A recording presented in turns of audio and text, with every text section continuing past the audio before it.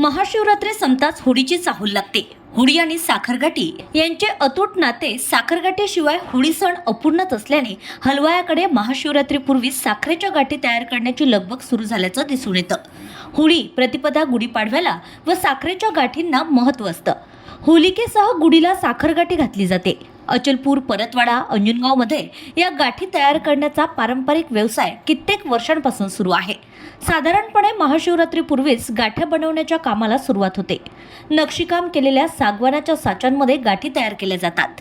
या साच्यांमध्ये आधीच धागे जोडून ठेवलेले असतात। गरम साखरेचा पाक टाकून साचा बंद केला की लगेच हा पाक थंड होतो आणि गाठी तयार होतात। पिढ्यानपिढ्या हा व्यवसाय हलवाई करत असून सध्या गाठी बनवणाऱ्या कुशल कारागिरांची वानवा असून साखर, इंधन, वाहतूक खर्च तसेच वाढत्या मजुरीमुळे साखरगाठीचा गोडवा थोडा कडू झालाय। सध्या 120 रुपये प्रति किलोने गाठ्या बाजारात विकल्या जात आहेत, तर 22,000 रुपयाची चांदीची गाठी सुद्धा विशेष आकर्षण ठरत आहे।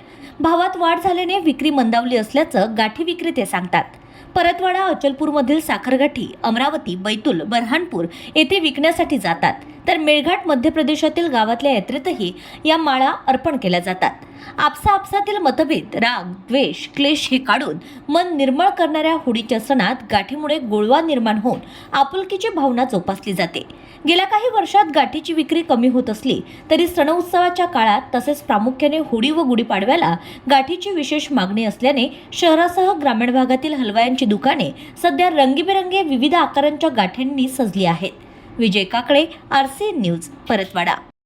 मेरा नाम मुकेश नरेश गुप्ता। हमारा ये ओम फुटाना सेंटर का एक ये दुकान है जहाँ पर होली की पारंपरिक मिठाई जिसका गाठी का कारखाना हमारे यहाँ पे लगता है। और हमारा जो ये व्यापार है गाठी का, ये कारखाना हमारा कम से कम 50 वर्ष पुराना है। 50 वर्ष की हमारी ये पारंपरिक दुकान है जिसके अंदर में गाठी की मिठाई बनाई जाती है, जिसका महत्व हमारे मेलघाट के और मध्य प्रदेश के आदिवासियों के अंदर में ज़्यादा है। जो होली के अंदर में मिठाई के तौर पे, प्रसाद के तौर पे जो वितरित होती है, ये मिठाई का कारखाना यहाँ पर है। दूसरा, जैसे शादियों के अंदर में, हमारे मराठी शादियों में, हिंदी शादियों के अंदर में, मेलघाट की शादियों के अंदर में जो शगुन की गाठी दी जाती है वो भी यहाँ पर बनती है। और 3-4 प्रकार के हमारे पास में गाठी बनती है, जैसे कि कंगन की बोलते हैं, बतासी की बोलते हैं, ये रंगीन शगुन की गाठी बोलते हैं। और होली के अंदर में ये गाठी का काफ़ी पारंपरिक महत्व होता है। तो ये आपका माल कहाँ जाता गाठी का? हमारा गाठी का माल भैया मध्य प्रदेश के बैतूल, धारनी और क्या बोलते हैं उसको, अपने मुर्शी, चंद्र बाजार तक के हमारा माल जाता, अमरावती तक माल जाता।